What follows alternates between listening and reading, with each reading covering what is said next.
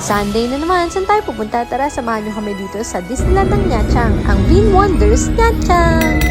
Nag-book kami mismo sa website ng Vin Wonders dahil may mga promo sila na 15% off. Cable car nga pala ang pinili namin para makarating kami sa island. Hindi ko alam kung may ibang way para makarating kayo sa island na to.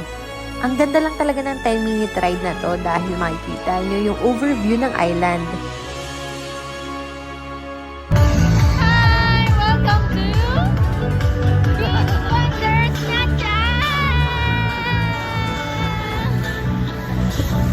Reminder, meron nga pala silang food and beverage policy. So, hindi pwedeng magdala ng pagkain at ng inumin sa loob.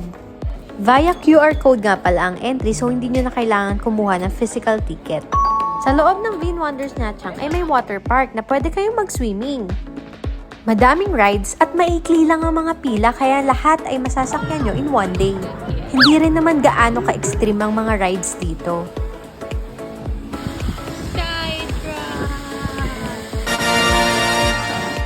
Ito naman parang sa EK lang.